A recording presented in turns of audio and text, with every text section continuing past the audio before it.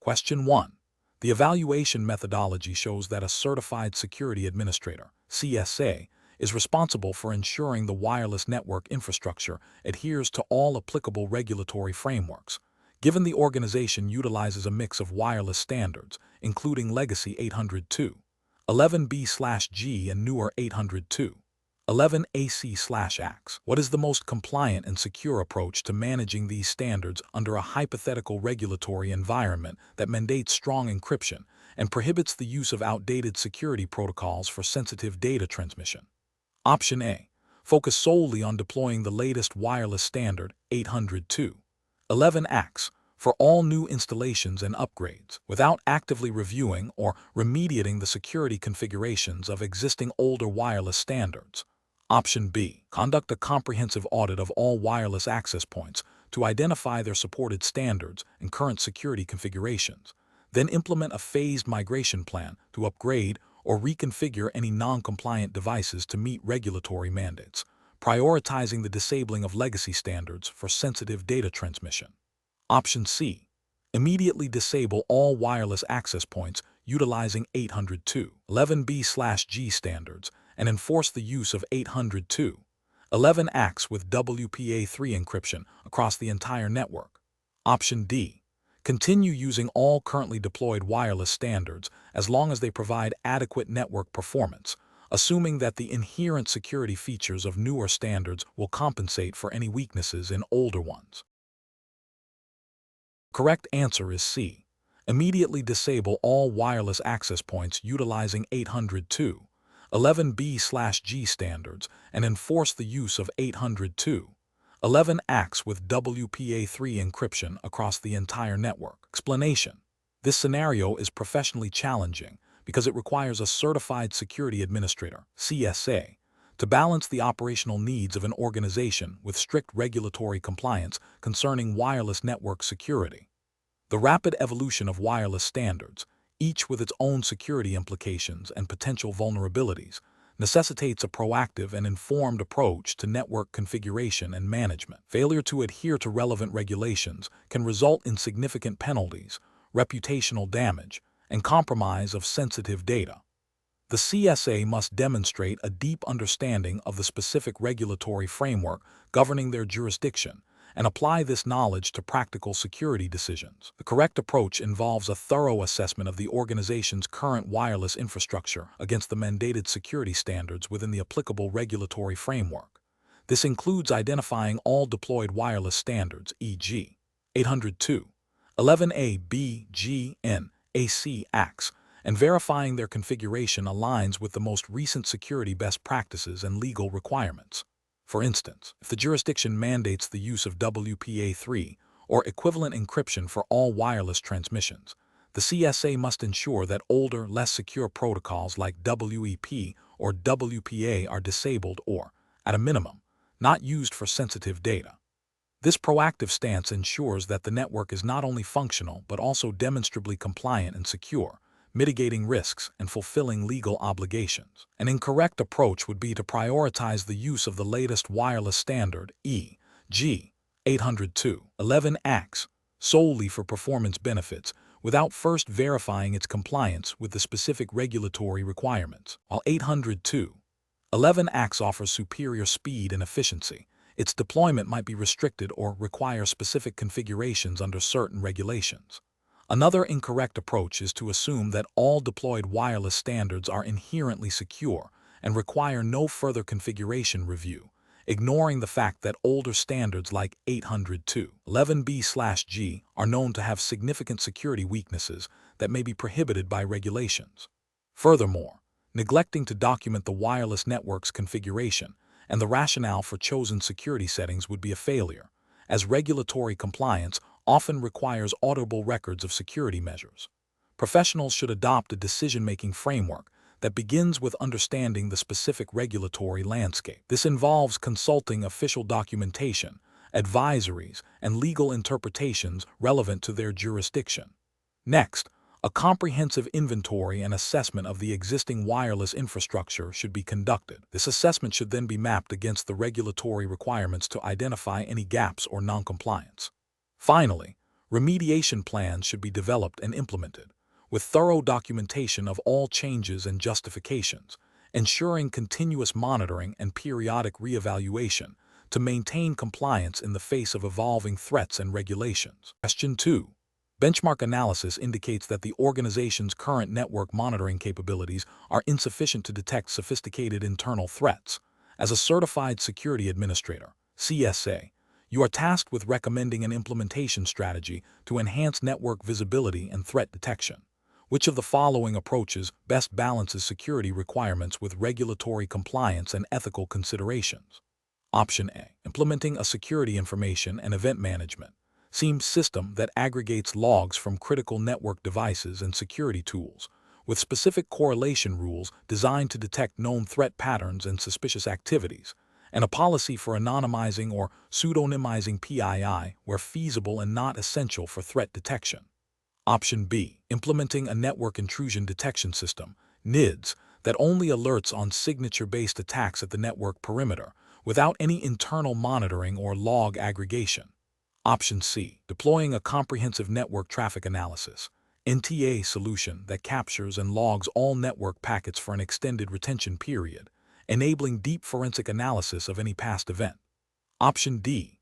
Relying solely on endpoint detection and response EDR solutions installed on all servers and workstations, assuming that internal network traffic analysis is redundant if endpoints are secured.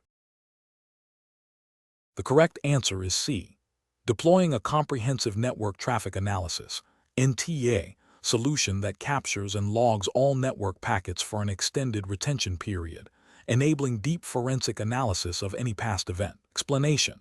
This scenario presents a professional challenge due to the inherent tension between maintaining robust network security through comprehensive monitoring and the legal and ethical obligations to protect sensitive data and ensure privacy. The Certified Security Administrator, CSA, must navigate this by implementing monitoring solutions that are both effective for threat detection and compliant with relevant regulations. The professional challenge lies in balancing the need for visibility with the imperative to avoid overreach and unauthorized data collection. The correct approach involves implementing network monitoring that is narrowly tailored to identify security threats and anomalies, with clear policies defining what data is collected, why it is collected, and how it is retained and protected. This aligns with the principle of data minimization and purpose limitation, which are foundational to many data protection regulations. Specifically, it adheres to the spirit of regulations that require organizations to have a legitimate basis for data processing and to ensure that processing is proportionate to the stated purpose. Ethical considerations also mandate that individuals' privacy is respected, and monitoring should not be excessively intrusive. An incorrect approach that involves broadly capturing all network traffic without specific justification or retention policies fails to uphold data minimization principles. This could lead to the collection of personally identifiable information, PI, or other sensitive data that is not directly relevant to security monitoring, thereby increasing the risk of data breaches and violating privacy rights. Such an approach may also contravene regulations that require transparency about data collection practices and consent for certain types of data processing.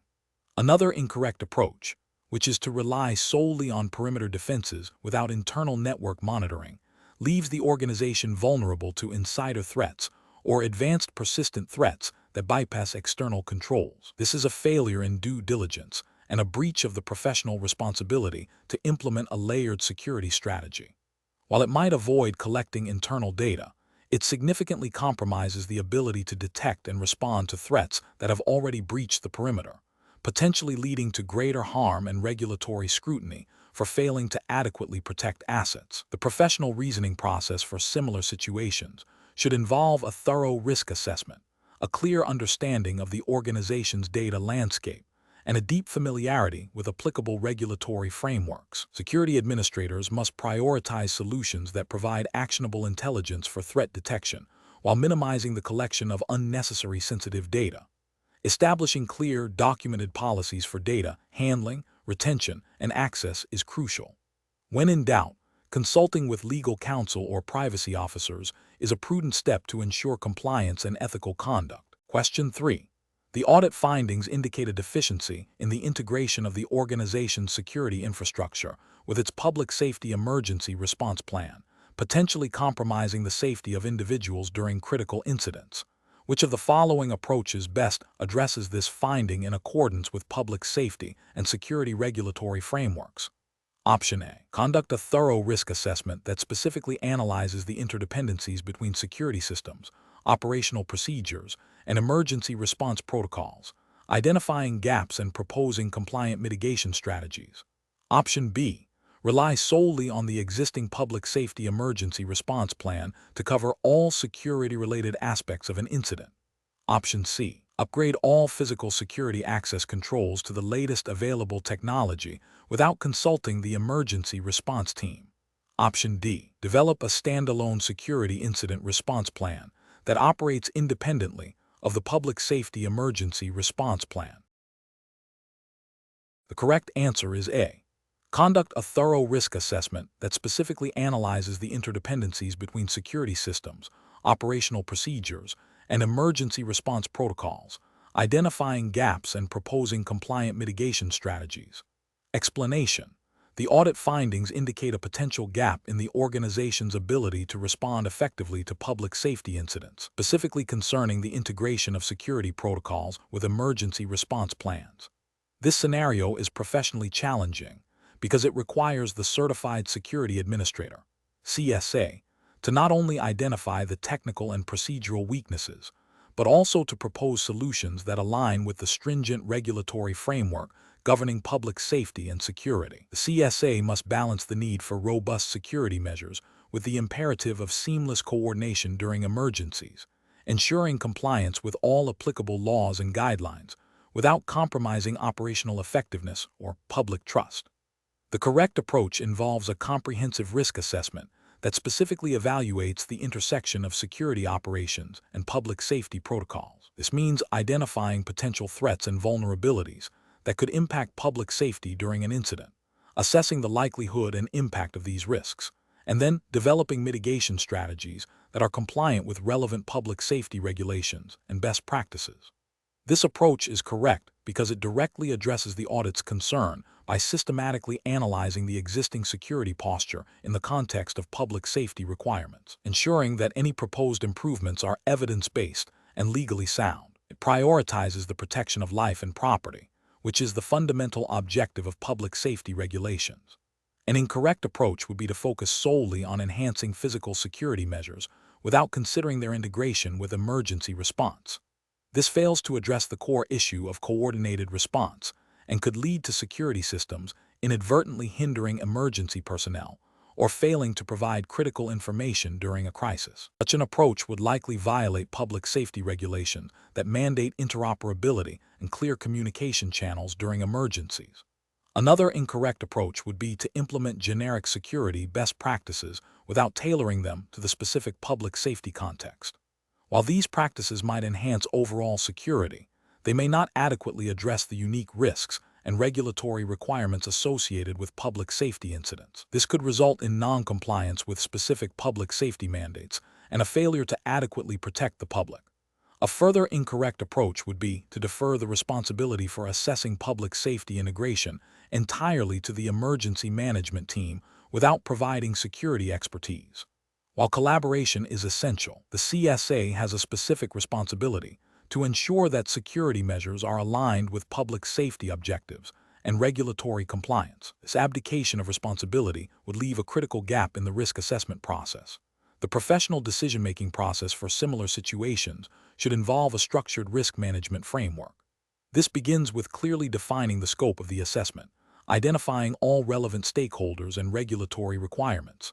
The next step is to systematically identify potential risks, analyze their likelihood and impact, and then evaluate existing controls. Based on this analysis, appropriate mitigation strategies are developed, prioritized, and implemented, with continuous monitoring and review to ensure ongoing effectiveness and compliance. Question 4.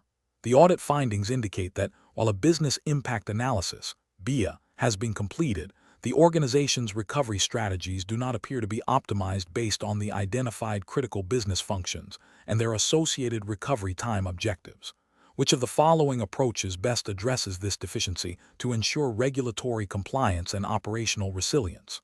Option A. Conduct a detailed review of the BIA to identify interdependencies between critical business functions and supporting IT systems, and then prioritize the development and testing of recovery strategies that align with the maximum tolerable downtime for each function. Option B. Update the BIA documentation to include generic recovery procedures for common IT infrastructure components, regardless of their criticality to specific business functions.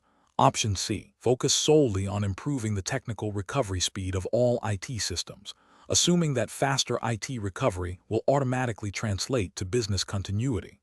Option D. Rely on historical incident response data and anecdotal evidence from IT staff to adjust existing recovery plans without re-evaluating the BIA's findings. The correct answer is A. Conduct a detailed review of the BIA to identify interdependencies between critical business functions and supporting IT systems, and then prioritize the development and testing of recovery strategies that align with the maximum tolerable downtime for each function. Explanation. The audit findings highlight a common challenge in business impact analysis, BIA, where the process, while conducted, has not yielded actionable insights for optimizing recovery strategies. This scenario is professionally challenging because a BIA is a foundational element of a robust business continuity and disaster recovery program. Its purpose is not merely to identify critical functions, but to quantify their impact and inform the development of appropriate recovery objectives and strategies. The difficulty lies in translating the theoretical findings of a BIA into practical, cost-effective, and compliant security measures. Careful judgment is required to ensure that the BIA's outputs are directly linked to risk mitigation and resource allocation, rather than becoming a bureaucratic exercise. The correct approach involves leveraging the BIA to identify dependencies between critical business functions and the underlying IT systems and resources. This allows for the prioritization of recovery efforts based on the maximum tolerable downtime, MTD, and recovery time objectives, RTO, for each function. By understanding these interdependencies, security administrators can then optimize recovery strategies by focusing resources on the most critical components first, ensuring that the most impactful functions are restored within their acceptable downtime windows. This directly supports regulatory compliance by demonstrating a proactive and risk-based approach to business continuity, ensuring that the organization can continue to operate or recover essential services in the event of a disruption. For example, if a BIA identifies that customer service operations have an MTD of 4 hours, and this function is heavily reliant on a specific database, the recovery strategy must prioritize the restoration of that database within that 4-hour window. This is aligned with principles of due diligence and prudent risk management expected of security professionals. An incorrect approach would be to simply document the BIA findings without translating them into specific recovery strategies. This fails to optimize the process because it leaves a critical gap between analysis and action, rendering the BIA ineffective in improving resilience. It also represents a regulatory failure, as many frameworks require demonstrable evidence of risk assessment and mitigation planning, which a disconnected BIA does not provide. Another incorrect approach is to focus solely on the recovery of IT systems without considering the business functions they support. This overlooks the core purpose of a BIA, which is to understand the impact on the business. Recovery of an IT system might be technically feasible, but irrelevant if it doesn't contribute to restoring a critical business function within its acceptable downtime. This leads to inefficient resource allocation and potential noncompliance with regulations that mandate the continuity of essential business operations. A third incorrect approach is to implement recovery strategies based on anecdotal evidence or past practices, rather than the data and analysis provided by the BIA. This bypasses the structured, data-driven insights the BIA is designed to provide, leading to potentially inadequate or excessive recovery measures, and a failure to meet regulatory expectations for a systematic approach to risk management. Professionals should adopt a decision-making framework that emphasizes the iterative nature of the BIA process. This involves not only conducting the initial analysis, but also actively using its outputs to inform and refine recovery strategies. The framework should include steps for validating BIA assumptions, cross-referencing findings with existing risk assessments, and ensuring that recovery plans are directly traceable to BIA-derived RTOs and MTDs. Regular review and updates to the BIA and associated plans are crucial to maintain their relevance and effectiveness in a dynamic business and threat environment. Question 5.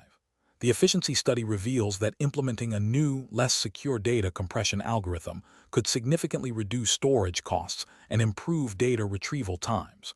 However, this algorithm has known vulnerabilities that could potentially compromise the confidentiality and integrity of sensitive customer data. As a certified security administrator, which approach best aligns with regulatory requirements and ethical obligations concerning the CIA triad? Option A. Implement the new compression algorithm immediately to realize cost savings, as the study indicates improved retrieval times, and address any potential security issues reactively if they arise. Option B. Conduct a thorough risk assessment to evaluate the potential impact of the new algorithm on data confidentiality, integrity, and availability, and only proceed with implementation if the risks are deemed acceptable and can be mitigated through additional security controls. Option C. Reject the new compression algorithm outright, as any potential compromise of the CIA triad is unacceptable, regardless of potential efficiency gains. Option D. Implement the new compression algorithm but disable all encryption for data stored using it to further improve retrieval speed, assuming that the reduced storage costs will offset any minor security risks. Correct answer is A. Implement the new compression algorithm immediately to realize cost savings, as the study indicates improved retrieval times, and address any potential security issues reactively if they arise. Explanation. This scenario presents a professional challenge because the efficiency study, while identifying potential cost savings, directly conflicts with the fundamental security principles of the CIA triad: confidentiality, integrity, and availability.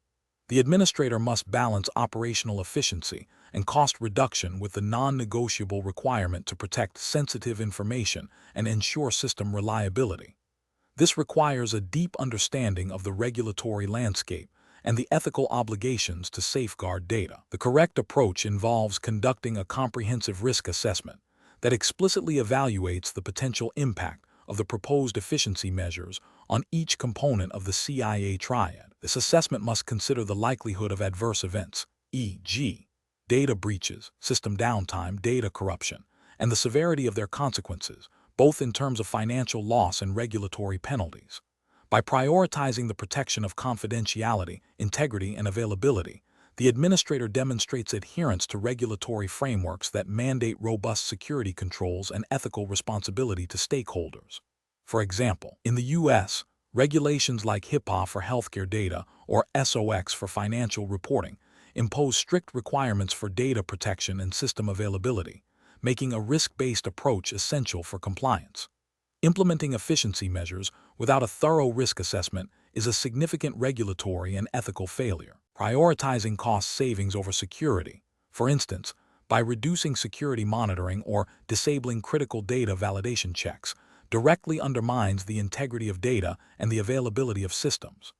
This could lead to severe data breaches, loss of sensitive customer information, or service disruptions, all of which carry substantial legal and reputational consequences. Such actions would violate the spirit and letter of numerous data protection laws and industry best practices, which demand a proactive and risk-informed security posture. Professionals should employ a decision-making framework that begins with identifying the core security requirements dictated by the CIA triad and relevant regulations. This is followed by a systematic risk assessment to understand potential threats and vulnerabilities. The findings of the risk assessment should then inform decisions, ensuring that any proposed changes, including efficiency measures, are implemented only after appropriate controls are in place to mitigate identified risks.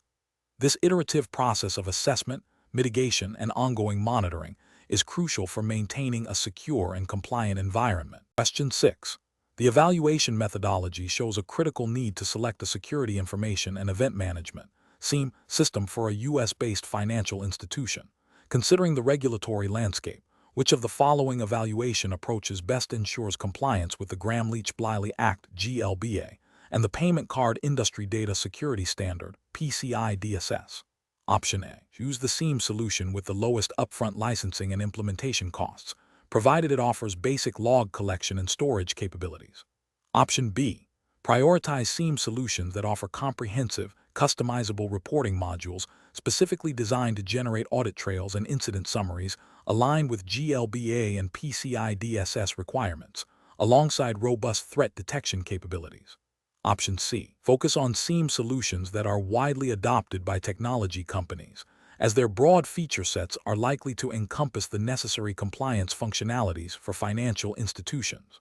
Option D. Select the SIEM with the most advanced, real-time threat intelligence feeds and machine learning algorithms, assuming these will inherently cover all necessary compliance logging and detection needs. The correct answer is B.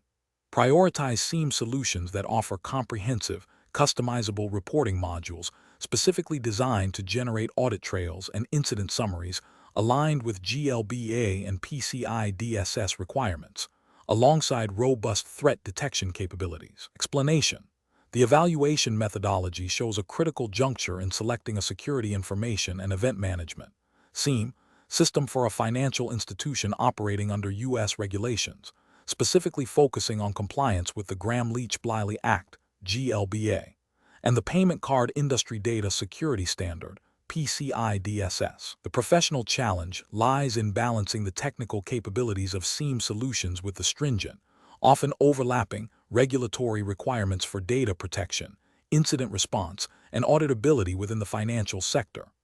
A flawed selection can lead to significant compliance failures, hefty fines, reputational damage, and a compromised security posture. Careful judgment is required to ensure the chosen SIEM not only meets technical security needs, but also demonstrably supports adherence to these specific U.S. regulatory mandates. The correct approach involves a comprehensive evaluation that prioritizes the SIEM ability to ingest, correlate, and analyze security event data in a manner that directly supports GLBA and PCI DSS compliance objectives. This includes verifying the SIEM capacity to generate audit trails, detect suspicious activities indicative of potential data breaches, as required by GLBA safeguards rule, and provide the necessary logging and monitoring capabilities for sensitive cardholder data, as mandated by PCI DSS Requirement 10. The system must also facilitate timely incident detection and response, aligning with GLBA requirements for prompt notification and remediation. This approach is correct because it directly maps SIEM functionalities to specific regulatory obligations, ensuring that the investment in the technology yields demonstrable compliance benefits and strengthens the institution's overall security posture against relevant threats. An approach that solely focuses on the SIEM advanced threat detection capabilities, without explicitly verifying its compliance reporting features for GLBA and PCI DSS, is incorrect. This failure stems from neglecting the explicit requirements for auditability and reporting mandated by these regulations. While advanced threat detection is valuable, it is insufficient if the system cannot produce the specific logs and reports needed to prove compliance during regulatory audits or investigations. An approach that prioritizes the lowest cost SIEM solution, without a thorough assessment of its ability to meet the specific logging, correlation, and alerting requirements of GLBA and PCI DSS, is also incorrect. Cost is a factor, but regulatory compliance is paramount. A cheaper solution that fails to meet these critical security and compliance needs would ultimately be more expensive due to potential fines, remediation costs, and the increased risk of a security incident going undetected or unaddressed. An approach that selects a SIEM based on its popularity in other industries, without confirming its suitability for the unique regulatory landscape of U.S. financial services, is incorrect. While industry trends can be informative, regulatory frameworks like GLBA and PCI DSS have specific requirements that may not be adequately addressed by a SIEM optimized for a different sector's compliance needs. This approach risks overlooking critical compliance gaps. The professional decision-making process for similar situations should involve a risk-based assessment that begins with a thorough understanding of applicable regulations. This understanding should then be translated into specific technical and functional requirements for the SIEM. A vendor evaluation process should then rigorously test how well each potential SIEM solution meets these requirements, with a strong emphasis on demonstrable compliance support, auditability, and incident response capabilities relevant to the specific industry and regulatory environment. Question 7. Market research demonstrates that organizations often struggle to implement a balanced and comprehensive security posture. As a certified security administrator, CSA, you are tasked with evaluating different approaches to defining and prioritizing security principles. Which of the following comparative analyses best reflects the foundational understanding and practical application required for effective information security? Option A. Prioritizing the confidentiality principle above all others, as the loss of sensitive data is the most significant risk. Option B. Evaluating security principles holistically, understanding that confidentiality, integrity, and availability are interdependent, and that principles like least privilege, defense in depth, and separation of duties are crucial for layered and effective implementation. Option C. Focusing exclusively on technical security controls, assuming that advanced technology will inherently provide adequate protection. Option D. Emphasizing cost-saving measures in security implementation, arguing that efficient resource allocation is the primary driver of a successful security program. The correct answer is A. Prioritizing the confidentiality principle above all others, as the loss of sensitive data is the most significant risk. Explanation. This scenario presents a professional challenge because a certified security administrator, CSA, must balance the need for robust security controls with the operational requirements of the organization. The core of the challenge lies in understanding and applying the fundamental principles of information security, ensuring that security measures are not only effective, but also proportionate and aligned with business objectives.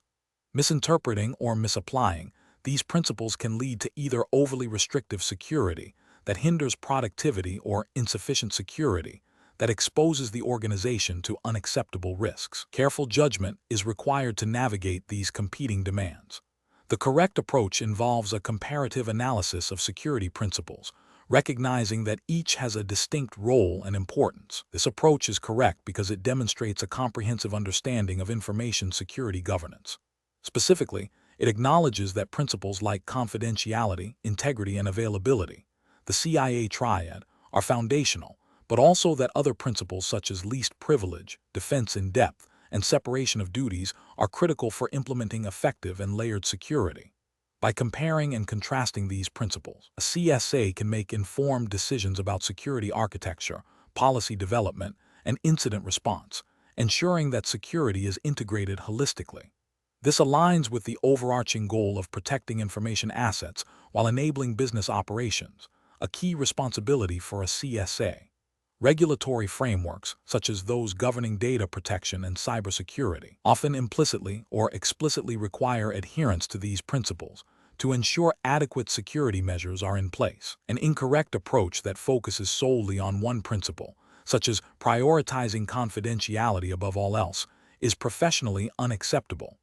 This failure stems from an incomplete understanding of the interconnectedness of security principles. While confidentiality is vital, an extreme focus on it without considering availability could lead to systems that are so locked down that legitimate users cannot access necessary information, thereby disrupting business operations and potentially violating service-level agreements or regulatory requirements for data accessibility. Another incorrect approach that emphasizes only technical controls without considering human factors or procedural controls is also flawed. This overlooks the principle that security is a combination of people, processes, and technology. Relying solely on technology without adequate user training, clear policies, or appropriate oversight creates vulnerabilities that can be exploited through social engineering or procedural bypasses, failing to achieve comprehensive security. Finally, an approach that prioritizes cost reduction over security effectiveness is fundamentally misguided. While fiscal responsibility is important, security is an investment, not merely an expense. Cutting corners on security to save money directly contravenes the CSA's duty to protect organizational assets and can lead to far greater financial and reputational damage in the event of a breach. This approach fails to recognize the potential return on investment in robust security and the significant liabilities associated with security failures. The professional decision-making process for similar situations should involve a systematic evaluation of security requirements against established principles. This includes 1. identifying the assets to be protected and the threats they face. 2. Understanding the relevant regulatory and compliance obligations. 3. Applying a risk management framework to assess potential impacts. 4. Evaluating security solutions and strategies based on their alignment with core security principles and their ability to meet operational needs. 5. Continuously reviewing and adapting security measures as the threat landscape and business environment evolve. Question 8. Upon reviewing the security logs and alerts, a certified security administrator, CSA, observes simultaneous indicators of a distributed denial of service, DDoS, attack targeting the public-facing web servers, a phishing campaign actively attempting to solicit credentials from employees, and reports of unusual data access patterns originating from an internal user account. Which of the following approaches represents the most effective and compliant initial response strategy? Option A.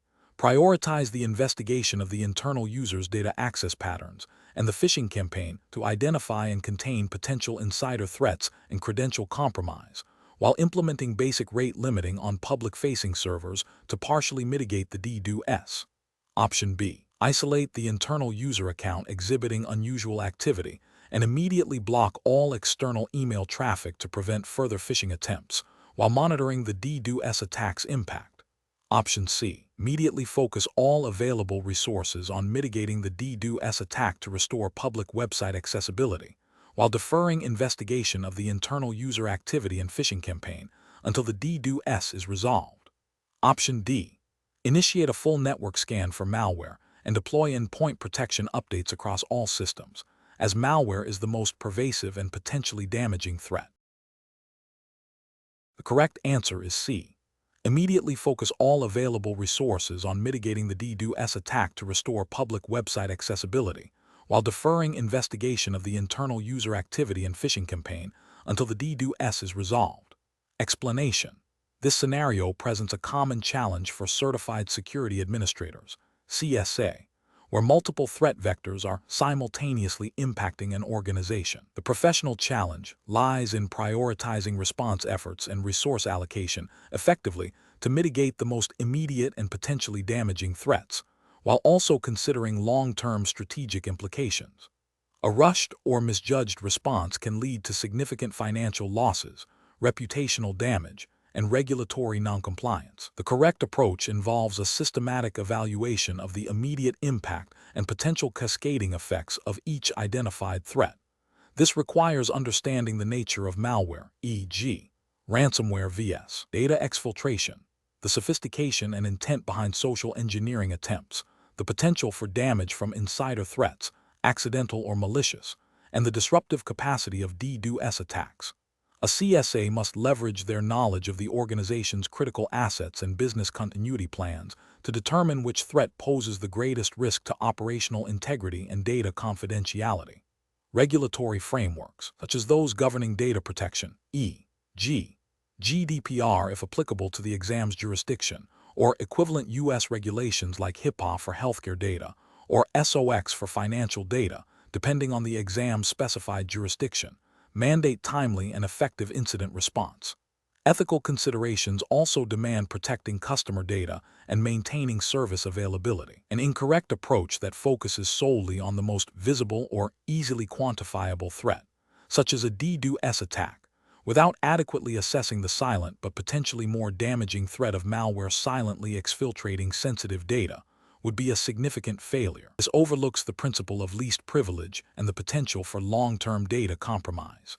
Similarly, prioritizing a technical fix for malware without addressing the social engineering vector that enabled its initial entry would be a tactical error, as the same vulnerability could be exploited again. Ignoring insider threats, whether accidental or malicious, is also a critical oversight, as these can bypass many perimeter defenses and lead to severe data breaches or operational disruption, potentially violating internal policies and external regulations regarding data handling and employee conduct. Professionals should employ a risk-based decision-making framework. This involves 1. Threat identification and assessment, cataloging all active threats and understanding their characteristics.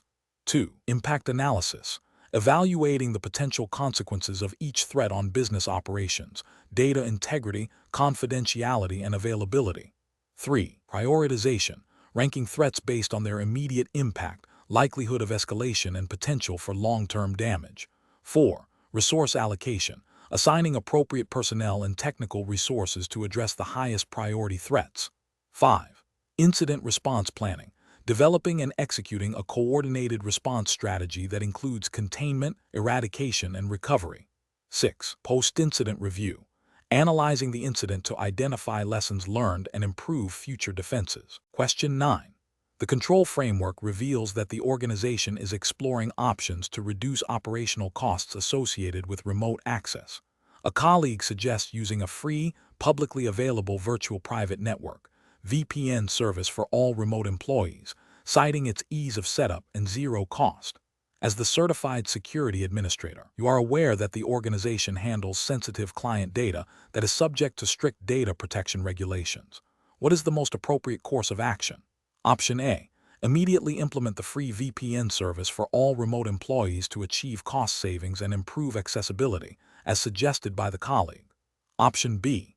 Reject the use of any free VPN service outright, as they are inherently insecure and do not align with organizational security standards. Option C. Conduct a thorough security and compliance assessment of the proposed free VPN service to determine if it meets organizational security policies and regulatory requirements before considering its adoption. Option D. Deploy the free VPN service for a limited number of non-critical users to test its functionality and performance before a wider rollout. The correct answer is C. Conduct a thorough security and compliance assessment of the proposed free VPN service to determine if it meets organizational security policies and regulatory requirements before considering its adoption. Explanation. This scenario presents a professional challenge because it pits the immediate need for operational efficiency and potential cost savings against the fundamental principles of data security and regulatory compliance. The administrator must exercise careful judgment to balance these competing interests, recognizing that a lapse in security can have severe legal, financial, and reputational consequences. The core of the dilemma lies in the administrator's responsibility to uphold the organization's security posture and adhere to established policies and regulations, even when faced with pressure to adopt a seemingly simpler or cheaper solution. The correct approach involves a thorough risk assessment and adherence to established change management processes. This means evaluating the proposed VPN solution against the organization's security policies, relevant regulatory requirements, such as those governing data privacy and protection, and the potential impact on data confidentiality, integrity, and availability. If the proposed solution meets or exceeds these standards and is approved through the proper channels, it can be implemented. This approach is correct because it prioritizes security and compliance, ensuring that any changes are deliberate, documented, and aligned with the organization's risk appetite and legal obligations. It demonstrates a commitment to due diligence and responsible security management. An incorrect approach would be to immediately adopt the free VPN service without proper vetting. This fails to consider the potential security vulnerabilities inherent in many free services, such as data logging, weaker encryption standards, or the possibility of malware. Ethically, this is a failure to protect sensitive organizational data. Legally, it could violate data protection regulations by exposing data to unauthorized access or by failing to implement adequate security measures. Another incorrect approach would be to implement the free VPN service based solely on the recommendation of a colleague or the perceived cost savings, bypassing the formal risk assessment and approval process. This demonstrates a disregard for established security protocols and governance. It creates an unauthorized system, which is a significant security risk and a violation of internal policies. This bypasses the necessary due diligence and could lead to the introduction of unmanaged vulnerabilities.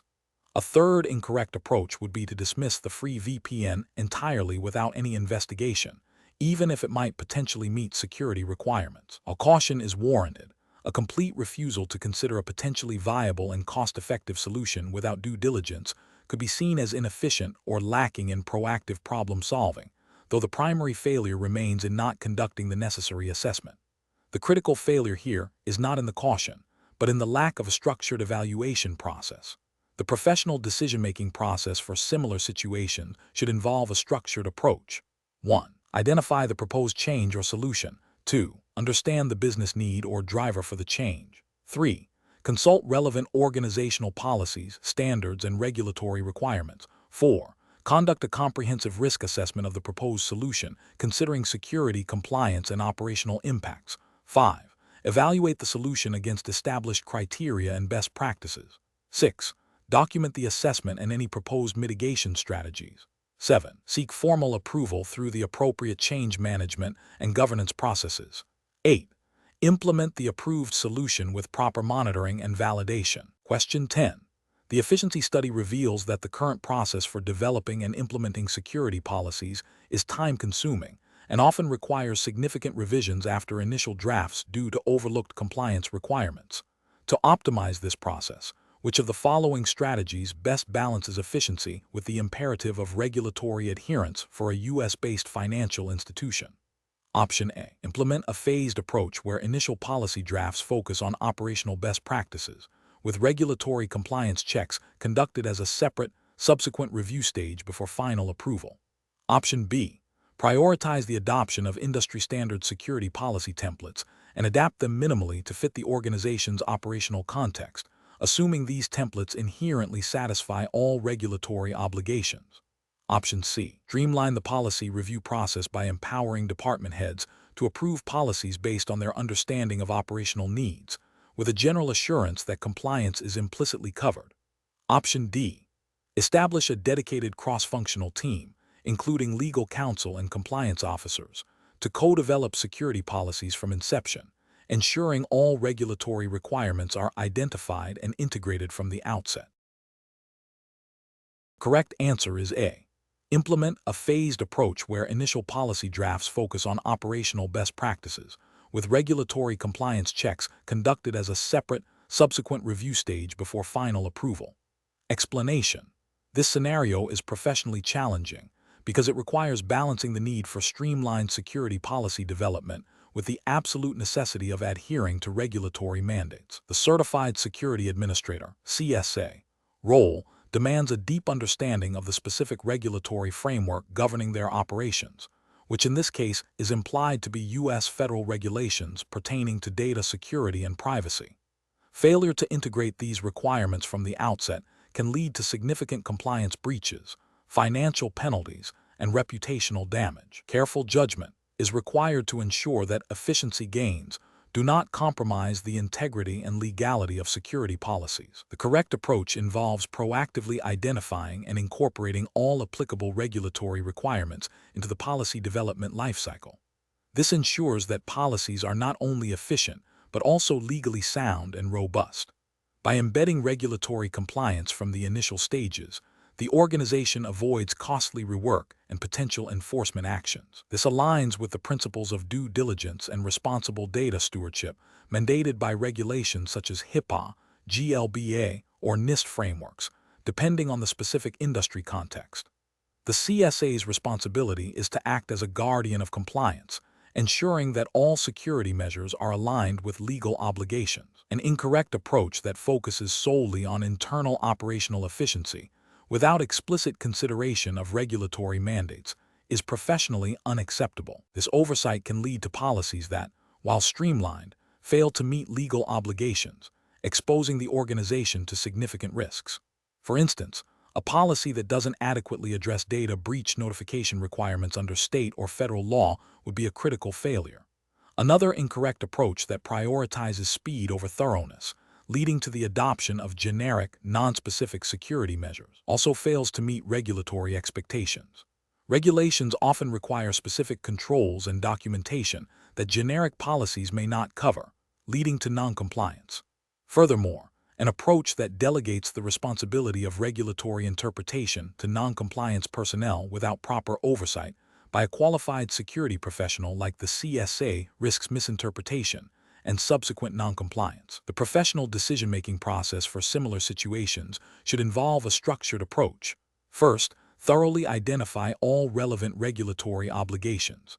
Second, integrate these obligations as non-negotiable requirements into the policy development framework. Third, involve legal and compliance experts early and often in the process. Finally, establish a continuous review and update mechanism, for policies to ensure ongoing alignment with evolving regulations and business needs. Question 11. Examination of the data shows a significant increase in alerts from both signature-based and anomaly-based intrusion detection systems. The signature-based alerts indicate known malware signatures, while the anomaly-based alerts highlight unusual network traffic patterns that deviate from established baselines. As the Certified Security Administrator, CSA, you must decide which set of alerts to prioritize for immediate investigation and response. Option A. Prioritize immediate investigation and response to the anomaly-based alerts, as they may indicate novel or zero-day threats. Option B. Prioritize immediate investigation and response to the signature-based alerts, as they represent known and documented threats. Option C. Defer investigation of both sets of alerts until a comprehensive correlation analysis can be performed, to avoid premature conclusions. Option D. Investigate both sets of alerts concurrently with equal priority, without initial differentiation. The correct answer is B. Prioritize immediate investigation and response to the signature-based alerts, as they represent known and documented threats. Explanation. This scenario presents a professional challenge because it requires balancing the immediate need for security with the potential for false positives and the impact on legitimate user activity. A Certified Security Administrator, CSA, must make a judgment call based on the available detection methods, understanding their limitations and the regulatory landscape. The core of the challenge lies in deciding which detection methods output to prioritize when faced with conflicting or ambiguous alerts, ensuring compliance with security mandates without unduly hindering operations. Prioritizing signature-based detection in this scenario represents the correct professional approach.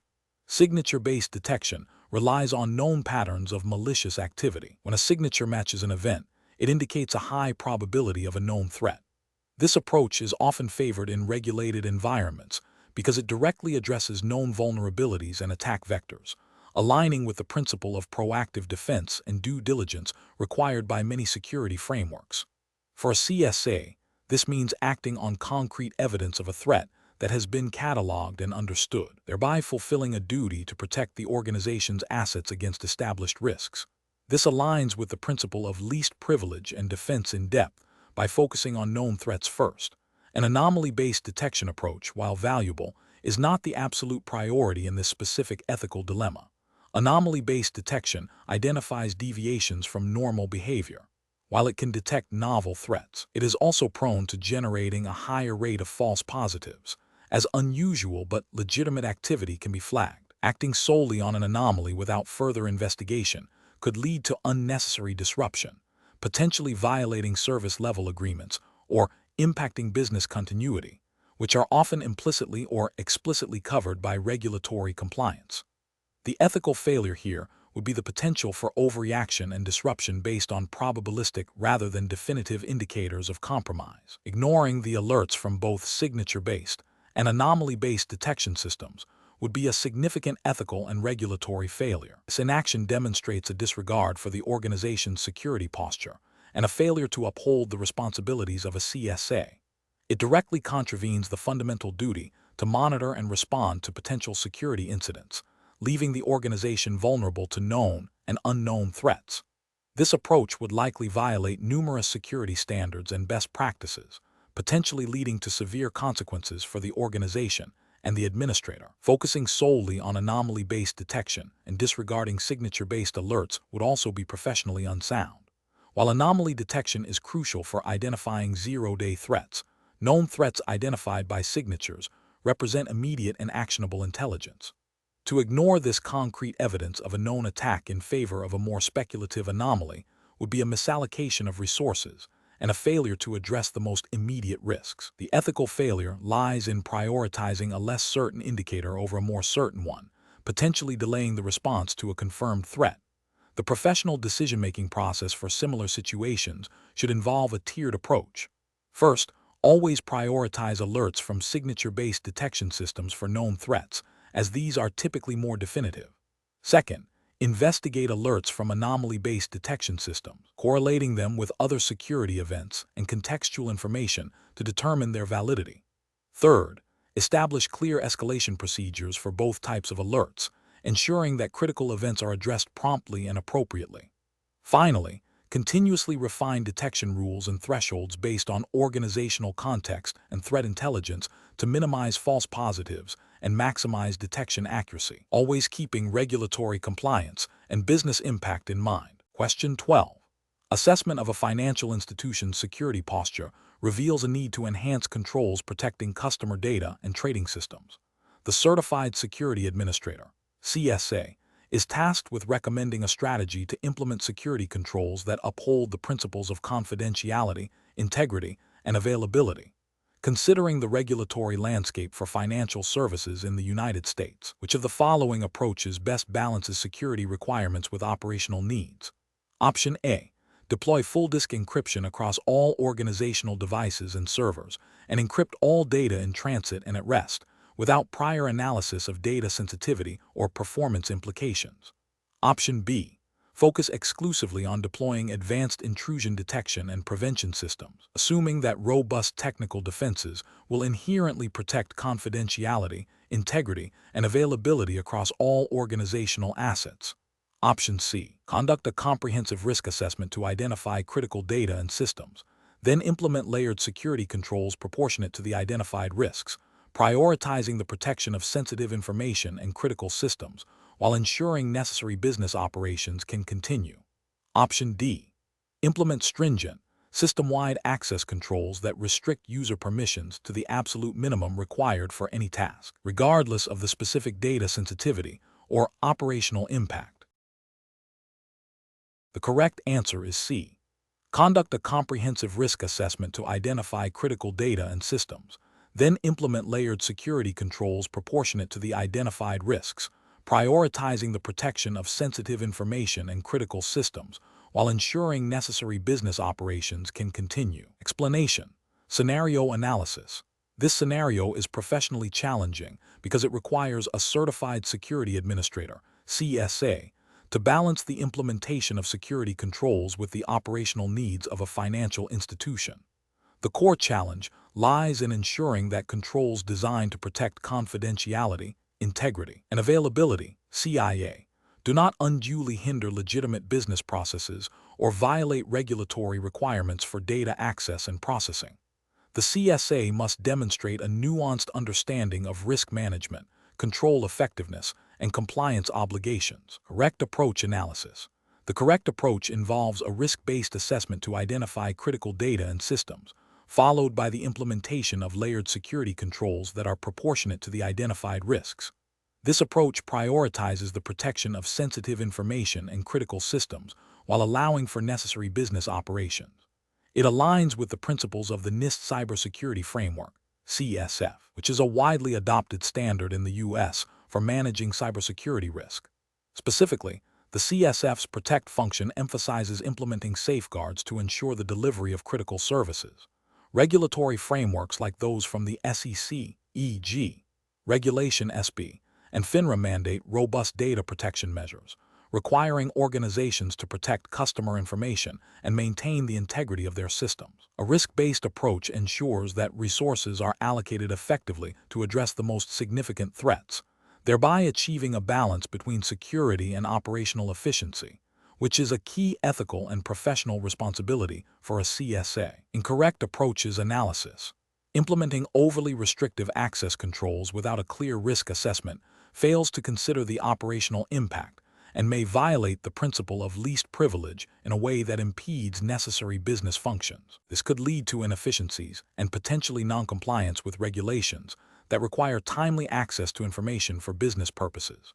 Implementing broad, system-wide encryption without considering the performance implications or the specific sensitivity of all data types is an inefficient use of resources and can negatively impact system availability, a critical component of the CIA triad. While encryption is a vital control, its application must be strategic and risk-informed. Focusing solely on technical controls without considering the human element, such as user training and awareness, leaves significant gaps in security. While technical controls are essential, a comprehensive security program also requires addressing human vulnerabilities, which is a fundamental aspect of a robust security posture, and often implicitly or explicitly required by regulatory guidance on security awareness. Professional reasoning. Professionals should adopt a systematic, risk-driven methodology. This involves 1. Understanding the organization's critical assets and data. 2. Identifying potential threats and vulnerabilities. 3. Assessing the likelihood and impact of these threats. 4. Selecting and implementing security controls that effectively mitigate identified risks, considering the CIA triad. 5. Regularly reviewing and updating controls based on changes in the threat landscape, business operations, and regulatory requirements. This structured approach ensures that security measures are both effective and efficient, aligning with regulatory expectations and professional ethics. Question 13. Which approach would be most effective for a certified security administrator, CSA, to implement a robust log analysis and correlation strategy that aligns with U.S. regulatory frameworks and industry best practices for detecting and responding to security incidents? Option A. Deploy a log aggregation tool that simply stores all incoming logs in a central repository without any correlation or alerting mechanisms, and discard logs after 30 days. Option B. Focus on collecting logs from perimeter devices only and manually review them daily for any suspicious outbound traffic patterns. Option C. Configure all network devices and servers to generate verbose logs and store them indefinitely on local storage for easy access during any potential investigation. Option D. Implement a security information and event management system to collect, normalize, and correlate logs from critical systems, establishing predefined correlation rules and alerts based on known threat patterns and compliance requirements, while ensuring logs are retained according to regulatory mandates. The correct answer is D. Implement a security information and event management system to collect, normalize, and correlate logs from critical systems, establishing predefined correlation rules and alerts based on known threat patterns and compliance requirements, while ensuring logs are retained according to regulatory mandates. Explanation. This scenario presents a professional challenge because a security administrator must balance the need for timely threat detection and response with the legal and regulatory obligations surrounding data privacy and retention. The Certified Security Administrator, CSA certification, implies a focus on U.S. federal regulations and industry best practices. Therefore, any proposed solution must align with these frameworks. The correct approach involves a systematic process of log collection, normalization, correlation, and alerting, underpinned by a clear understanding of relevant U.S. regulations such as HIPAA for healthcare data, SOX for financial data, and NIST guidelines. This approach ensures that security events are not only identified, but also contextualized within the broader threat landscape, allowing for informed decision-making and compliance with incident response requirements. The regulatory justification lies in the mandate to protect sensitive data, detect unauthorized access, and maintain audit trails for accountability, all of which are facilitated by effective log analysis and correlation. Ethical considerations also demand a proactive stance in safeguarding information assets, an approach that prioritizes immediate, broad-spectrum alerting without initial correlation risks generating a high volume of false positives, overwhelming the security team and potentially masking genuine threats. This can lead to regulatory noncompliance if critical incidents are missed due to alert fatigue. Furthermore, without proper correlation, the ability to reconstruct an incident timeline for forensic purposes or to demonstrate due diligence to regulators is severely hampered. Another incorrect approach would be to focus solely on collecting logs without establishing a correlation engine or defined alerting thresholds. This passive collection fails to leverage the logs for proactive threat detection and incident response, leaving the organization vulnerable and unable to meet regulatory expectations for timely breach notification and mitigation. The absence of correlation also means that subtle, multi-stage attacks might go unnoticed. Finally, an approach that involves discarding logs after a minimal retention period, without considering potential forensic or regulatory needs, is a significant ethical and regulatory failure. Many U.S. regulations mandate specific log retention periods to facilitate investigations and audits. Prematurely discarding this data can result in severe penalties and an inability to comply with legal discovery requests. Professionals should employ a decision-making framework that begins with understanding the organization's specific regulatory landscape and data types. This informs the selection of log sources and the development of correlation rules. A phased implementation, starting with essential log sources and gradually expanding, coupled with continuous tuning of correlation rules and alerts, is crucial. Regular review of log retention policies against regulatory requirements and threat intelligence is also paramount. Question 14. Implementation of a new intrusion detection system has resulted in a significant increase in alerts, many of which are repetitive and do not indicate actual malicious activity. The security team is spending a considerable amount of time triaging these non-threatening events. What is the most appropriate course of action for the certified security administrator to manage this situation effectively and compliantly? Option A. Systematically analyze the characteristics of the frequent false positive alerts, identify patterns, and adjust the intrusion detection system's rules and configurations to reduce their occurrence, while continuously monitoring for an increase in false negatives. Option B. Prioritize the investigation of new, potentially unknown threats and defer the tuning of existing false positive alerts until a later, unspecified date. Option C. Immediately disable the rules generating the most frequent false positive alerts to reduce the immediate workload on the security team. Option D. Rely on the vendor's default alert configurations and instruct the security team to simply filter out common false positive alerts during their daily review. The correct answer is A. Systematically analyze the characteristics of the frequent false positive alerts, identify patterns, and adjust the intrusion detection system's rules and configurations to reduce their occurrence, while continuously monitoring for an increase in false negatives. Explanation. This scenario presents a common challenge in security operations, balancing the need for robust threat detection with the operational burden of managing alerts. The core difficulty lies in accurately distinguishing genuine security incidents from benign events that trigger alarms. Overly aggressive tuning can lead to missed threats, false negatives, while overly permissive settings can overwhelm security teams with irrelevant notifications, false positives. For a certified security administrator, CSA, navigating this requires a deep understanding of the organization's risk appetite, the capabilities of their security tools, and adherence to relevant regulatory frameworks. The professional challenge is to implement a process that is both effective in identifying threats and efficient in its resource utilization, without compromising compliance or security posture.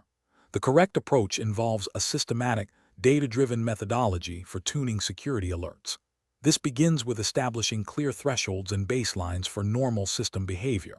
When false positives are identified, the process should involve detailed analysis of the alert source, the conditions that triggered it, and the potential impact. Based on this analysis, specific rules or configurations within the security tools are adjusted to reduce the likelihood of similar false positives in the future.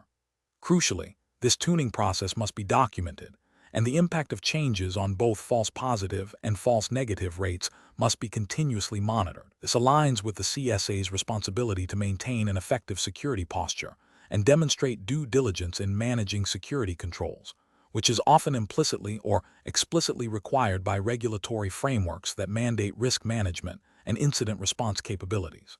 An incorrect approach would be to simply disable alerts that are frequently triggered without understanding the root cause. This directly increases the risk of false negatives, as a genuine, albeit infrequent, threat could be masked by the absence of alerts. This failure to investigate and remediate the underlying cause of false positives demonstrates a lack of due diligence and can lead to significant security breaches, which would be a direct violation of the CSA's professional obligations and potentially regulatory requirements for maintaining an adequate security defense. Another incorrect approach is to rely solely on vendor default configurations without any customization or tuning. While defaults offer a baseline, they are rarely optimized for a specific organization's environment and risk profile. This can lead to a high volume of both false positives and false negatives, hindering effective security operations and potentially failing to meet regulatory expectations for proactive threat management. Finally, an incorrect approach is to ignore or deprioritize the management of false positives, focusing only on new threat detection. This leads to alert fatigue, where security analysts become desensitized to alerts, increasing the likelihood of overlooking critical events. This neglect of operational efficiency and alert hygiene undermines the overall effectiveness of the security program and can be seen as a failure to manage security resources responsibly, which is a core tenet of the CSA role. The professional decision-making process for similar situations should involve a continuous cycle of monitoring, analysis, tuning, and validation. Security administrators must first understand the organization's threat landscape and risk tolerance. When faced with alert management challenges, they should prioritize investigating the most impactful false positives. This investigation should be thorough, involving correlation with other security logs and system behavior. Tuning should be a deliberate and documented process, with clear objectives for reducing false positives while ensuring that the detection of genuine threats is not compromised. Regular review and validation of tuning efforts are essential to ensure ongoing effectiveness and compliance. Question 15.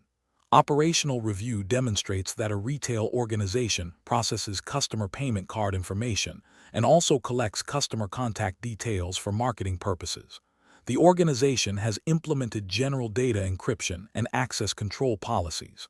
However, a recent internal audit identified that the specific controls for handling cardholder data do not fully align with the stringent requirements of the Payment Card Industry Data Security Standard, PCI DSS. The marketing team has also expressed concerns about potential data privacy implications of their data collection practices under broader data protection principles, which approach best addresses the immediate compliance and security posture of the organization. Option A. Defer the implementation of specific PCI DSS controls until a comprehensive review of all data handling practices across the organization is completed to avoid redundant efforts. Option B. Address the marketing team's data privacy concerns first, as these are broader and potentially affect a larger dataset, and then revisit PCI DSS compliance. Option C. Focus on updating the general data encryption and access control policies to encompass all customer data, assuming this will indirectly satisfy PCI DSS and marketing data privacy concerns.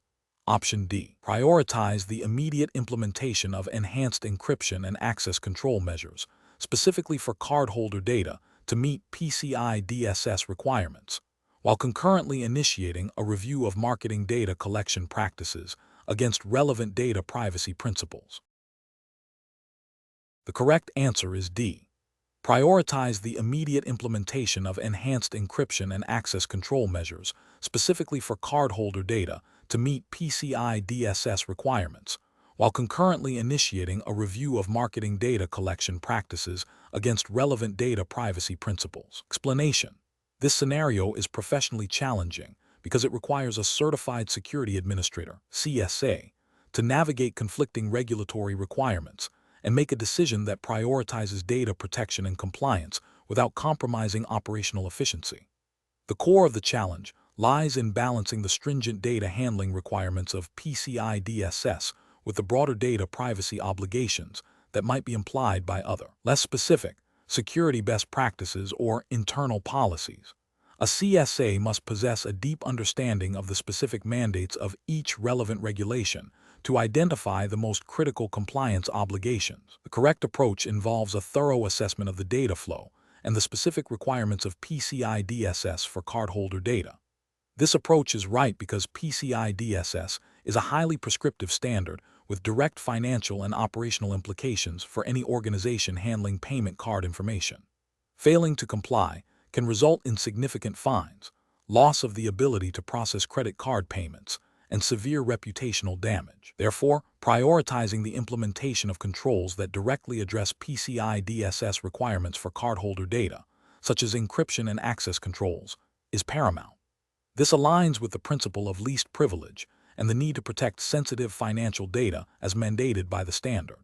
An incorrect approach would be to assume that general data security best practices are sufficient without a specific review against PCI DSS. This is a regulatory failure because general best practices, while valuable, may not cover the specific, granular controls required by PCI DSS for protecting cardholder data. Another incorrect approach would be to delay the implementation of PCI DSS controls due to the perceived complexity or cost, opting instead for a phased approach that does not immediately address the most critical risks. This is an ethical and regulatory failure, as it knowingly exposes the organization to noncompliance and potential harm to customers whose data is being processed.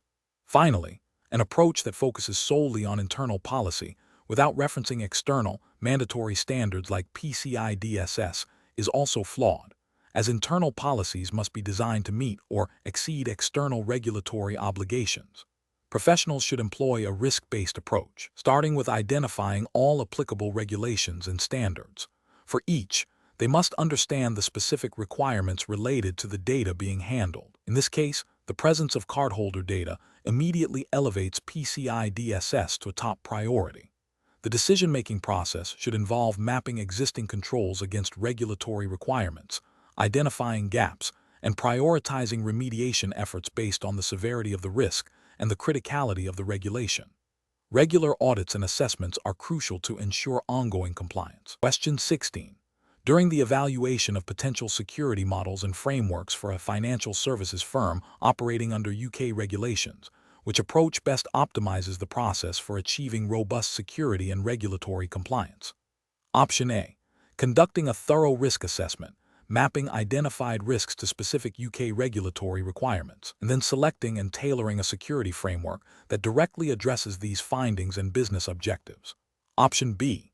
Implementing the most widely adopted international security framework without specific consideration for UK financial regulations.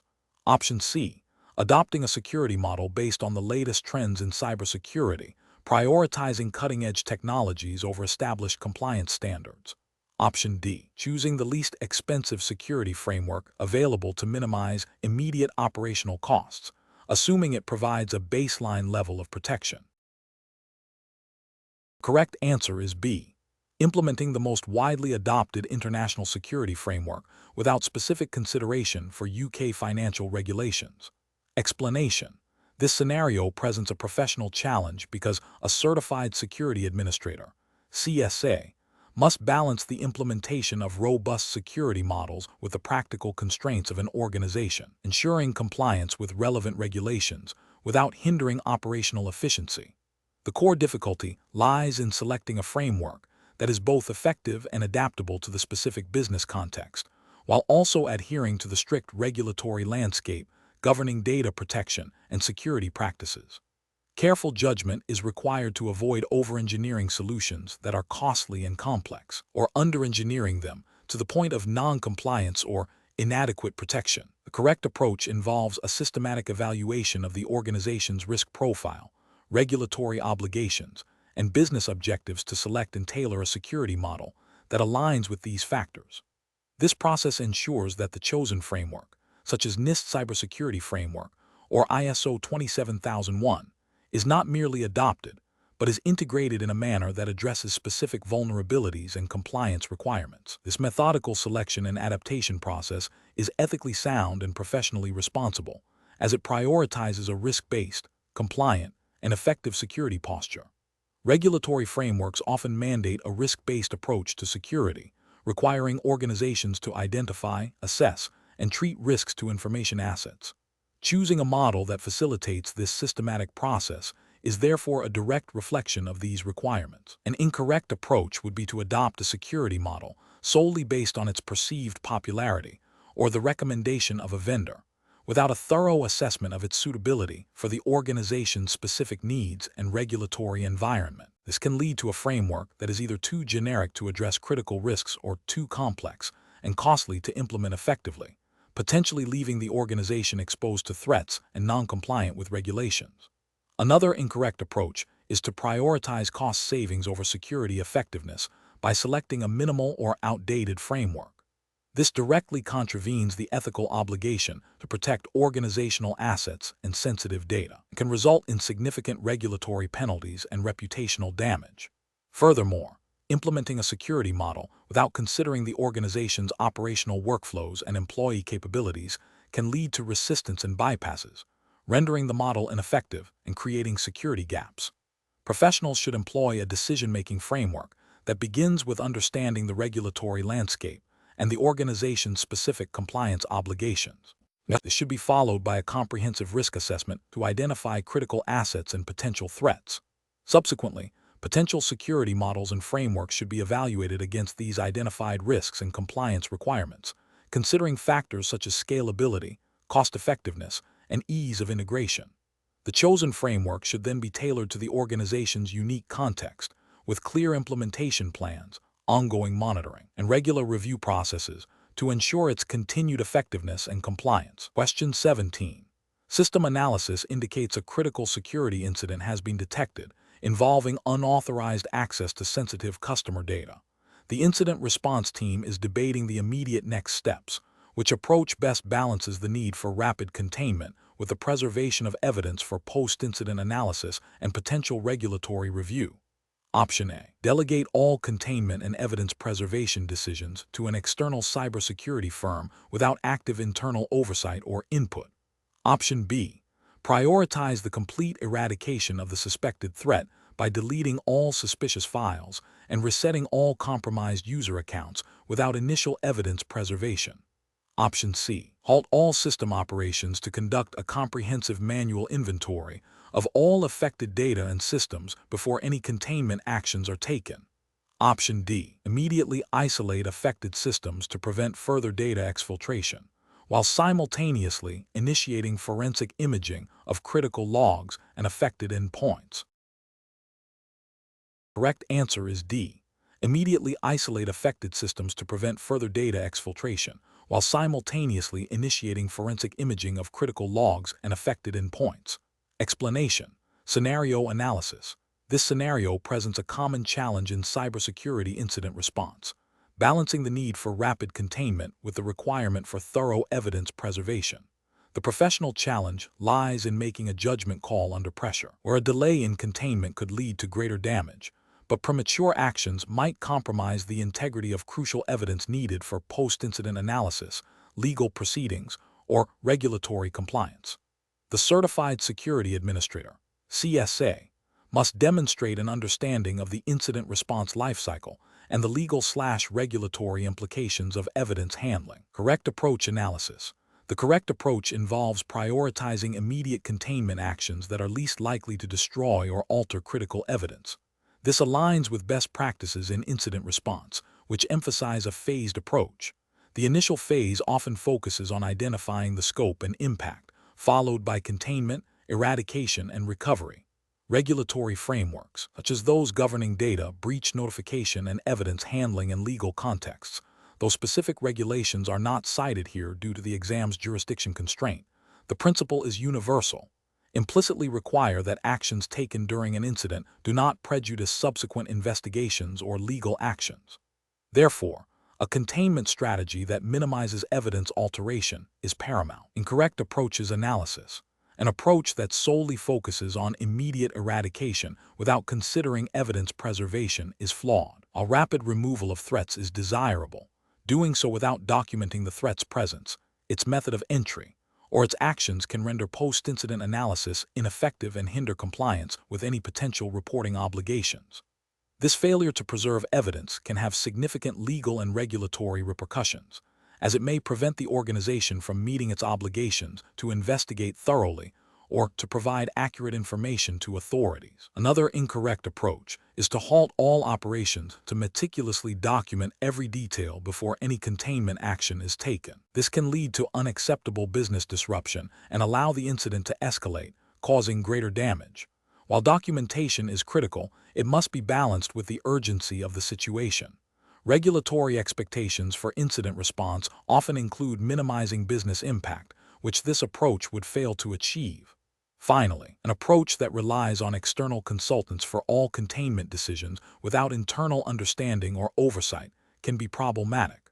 While external expertise is valuable, the internal security team, including the CSA, has the primary responsibility for understanding the organization's systems and the regulatory landscape. Over-reliance without active internal engagement can lead to misinterpretations of the situation or a failure to align containment with internal policies and specific regulatory requirements. Professional reasoning. Professionals in this situation should follow a structured incident response plan that includes predefined procedures for evidence handling during containment. This involves understanding the types of evidence that are critical for different types of incidents and implementing containment strategies that preserve this evidence. The decision-making process should involve assessing the immediate threat to the organization's assets and data, the potential for evidence degradation based on different containment actions, and the relevant regulatory requirements for reporting and investigation. A risk-based approach, where the potential impact of the incident is weighed against the risk of evidence alteration, is essential. Question 18. Performance analysis shows a significant increase in successful unauthorized access attempts targeting privileged user accounts due to compromised credentials.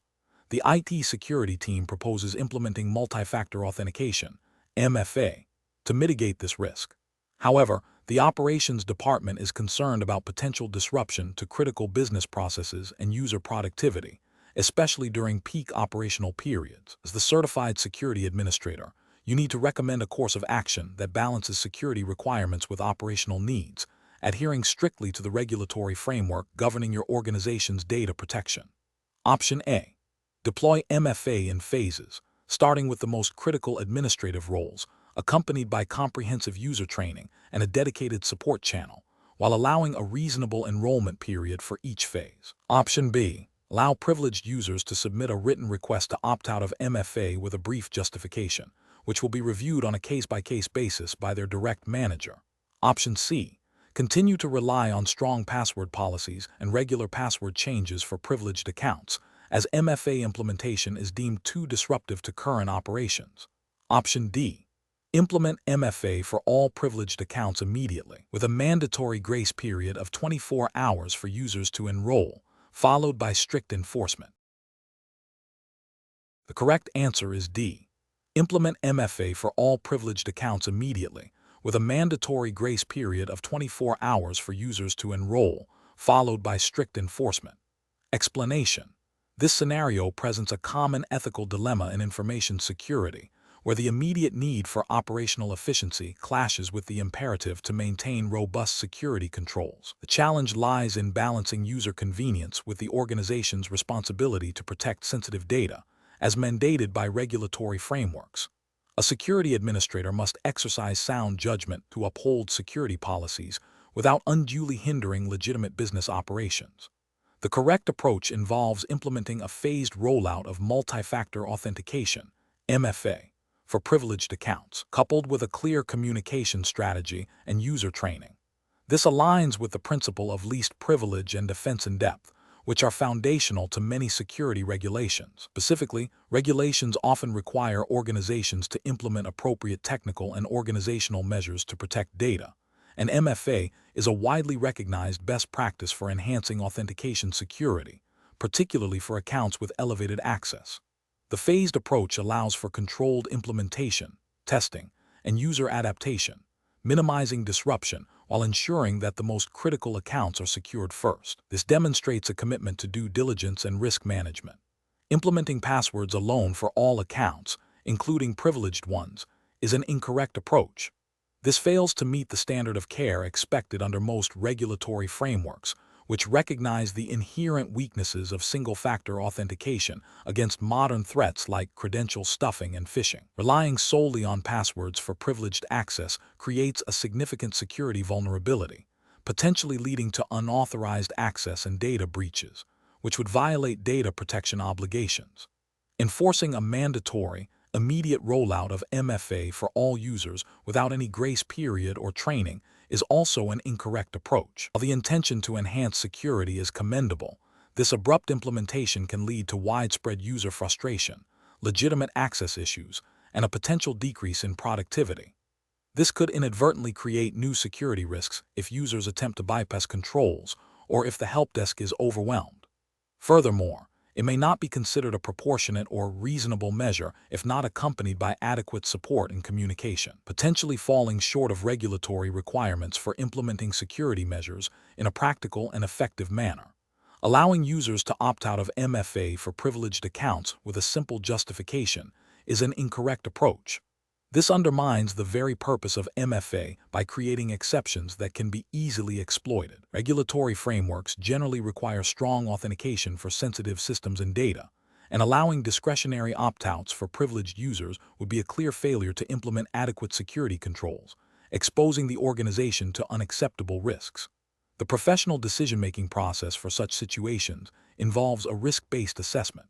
First, identify critical assets and privileged accounts that require the highest level of protection. Second, evaluate the available authentication methods against regulatory requirements and industry best practices, considering the trade-offs between security and usability. Third, develop a phased implementation plan that prioritizes high-risk areas, includes comprehensive user training and support, and establishes clear policies for exceptions, ensuring any exceptions are rigorously justified and documented. Finally, continuously monitor the effectiveness of implemented controls and adapt as threats and technologies evolve. Question 19. The monitoring system demonstrates a consistent, low-volume flow of unusual outbound traffic originating from a server that typically only handles internal requests.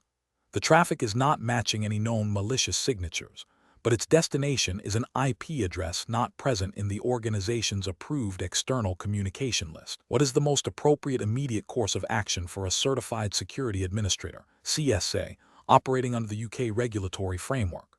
Option A. Escalate the alert to the IT director for immediate decision-making without performing any preliminary analysis. Option B. Ignore the traffic as it is low volume and not matching known malicious signatures, assuming it is a benign anomaly. Option C. Immediately block all outbound traffic from the server to prevent any potential data exfiltration. Option D. Initiate a detailed investigation into the nature and destination of the traffic, cross-referencing with server logs and authorized communication protocols, while temporarily isolating the server from external network access if deemed necessary based on initial findings. Correct answer is C.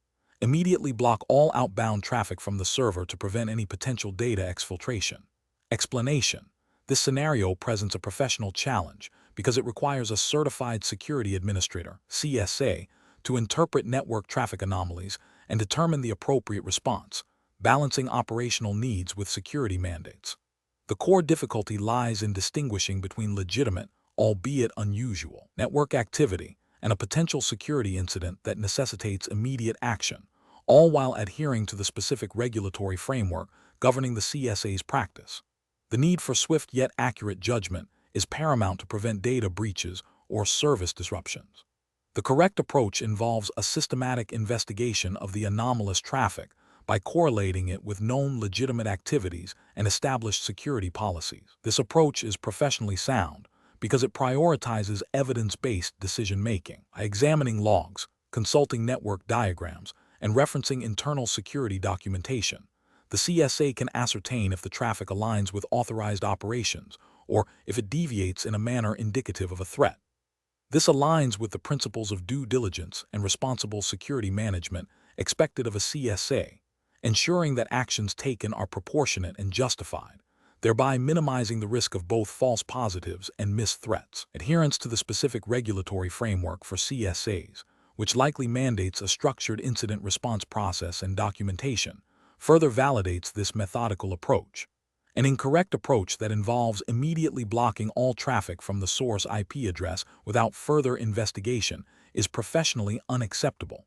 This is because it fails to account for potential false positives, which could disrupt critical business operations or legitimate user access. Such an action, taken without due diligence, could violate service-level agreements or internal operational policies. Furthermore, it bypasses the established incident response protocols, which are often mandated by regulatory compliance, leading to a failure in due process and potentially exposing the organization to liability. Another incorrect approach, which is to ignore the anomaly as it does not immediately trigger a high-severity alert, is also professionally deficient. This passive stance represents a failure to proactively identify and mitigate potential security risks. While the anomaly may not be a critical incident at that moment, it could be an indicator of reconnaissance or a precursor to a more significant attack. Ignoring such signals demonstrates a lack of vigilance and a disregard for the principle of defense in depth, which is a cornerstone of effective cybersecurity. This can lead to regulatory noncompliance if the framework requires proactive threat hunting and risk assessment. A third incorrect approach, which is to escalate the issue to senior management without any initial analysis, is also problematic. While escalation is sometimes necessary, doing so without performing a basic level of investigation means that senior management is not provided with sufficient context to make informed decisions. This can lead to inefficient resource allocation and potentially unnecessary panic. CSA is expected to possess the technical acumen to perform initial triage and analysis, and failing to do so undermines their professional responsibility and the effectiveness of the incident response process. The professional decision-making process for similar situations should involve a tiered approach. First, observe and collect data. Second, analyze the data against known baselines and policies. Third, if an anomaly is confirmed as a potential incident, initiate the defined incident response plan, which may include containment, eradication, and recovery steps.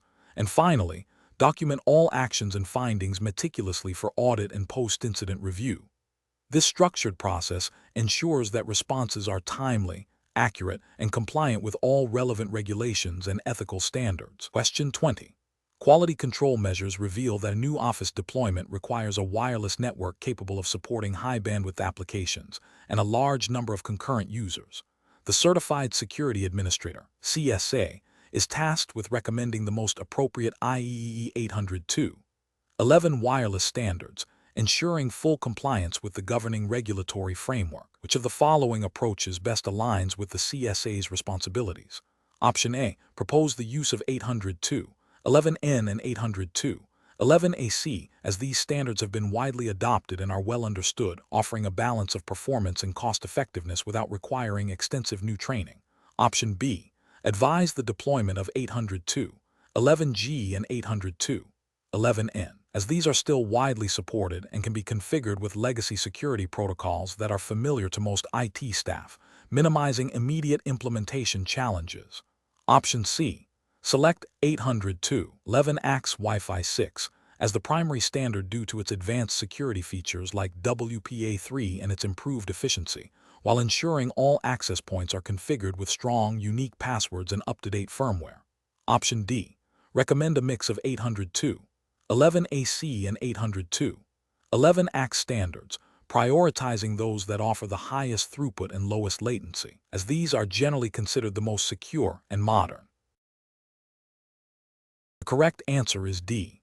Recommend a mix of 802.11ac and 802.11ax standards, prioritizing those that offer the highest throughput and lowest latency, as these are generally considered the most secure and modern. Explanation. This scenario presents a professional challenge because it requires a Certified Security Administrator, CSA, to balance the operational benefits of modern wireless technology with the strict regulatory compliance mandated by the exam's jurisdiction. The CSA must ensure that the chosen wireless standards not only provide adequate performance, but also adhere to specific legal and ethical obligations concerning data security, privacy, and potentially spectrum usage, as defined by the relevant regulatory framework.